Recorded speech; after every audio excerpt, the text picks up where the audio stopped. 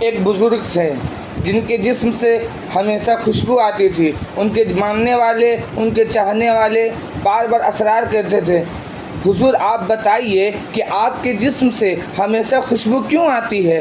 بار بار کہنے کے بعد، بار بار پوچھنے کے بعد بزرگ نے فرمایا، سنو میرے جوانی کا واقعہ ہے. میں کپڑے دکان پر کپڑا خریدنے کے لیے گیا تھا. وہاں پر ایک عورت جو مجھے دیکھ کر دیوانہ ہو گئی. میں اس وقت بہت خوبصورت تھا، اس وقت میں بہت جمیل تھا اور میں بہت دیکھنے میں اچھا لگتا تھا. وہ کسی طرح، وہ بہت پیسے والی تھی، وہ کسی طرح مجھے اپنے گھر پر بلا لی اور بلانے کے بعد مجھ سے غلط کام کرنے کے لیے چاہی. مجھے اپنے گھر میں بلانے کے بعد مجھے اپنے بستر میں سلا لیا اور سلانے کے بعد حد تک اپنے تجاوز کو پار کر دیا اور میرے ساتھ غلط کام کرنے کو چاہا. جب میں دیکھا کہ میرا کوئی چارہ نہیں ہے، میں کسی طرح بچ نہیں سکتا ہوں، میں اس مصیبت سے نہیں نکل سکتا ہوں، تو اچانک سے میرے دماغ میں خیال آیا کہ میں کیا کروں. وہ بزرگ فرماتے ہیں میرے دماغ میں یہ خیال آیا کہ میں استنجا کے لیے جاؤں. اتنا کہنے کے بعد وہ عورت سے بزرگ استنجا کے لیے بول کر جاتے ہیں اور غسل خانہ میں جانے کے بعد، اندر جانے کے بعد وہ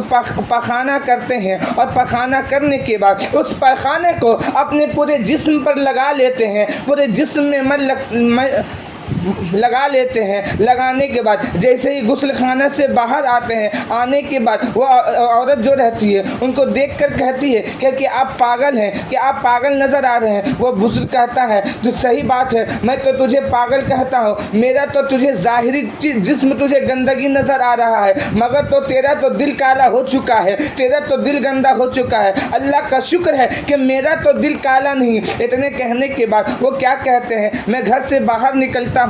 نکلنے کے بعد راستے میں ایک کنواں پڑتا ہے، کنواں کے پاس جاتا ہوں. جانے کے بعد میں وہاں سے غسل کرتا ہوں اور غسل کرنے کے بعد میں اپنے گھر میں جا کر سو جاتا ہوں. جیسے ہی سونا تھا میری قسمت بیدار ہوتی ہے. یوسف علیہ السلام میرے خواب میں تشریف لاتے ہیں اور فرماتے ہیں اے سنو، تو حضور صلی اللہ تعالیٰ علیہ وسلم کے امتی ہو کر وہ کام کیا جو میں نبی ہو کر وہ کام کہتا ہوں. اتنے کہنے کے بعد وہ کیا دیکھتے ہیں اور فرماتے ہیں اسی دن سے میرے جسم سے جو خوشبو آتی ہے کہ یہ خوشبو میرے جسم سے جانے والی نہیں ہے.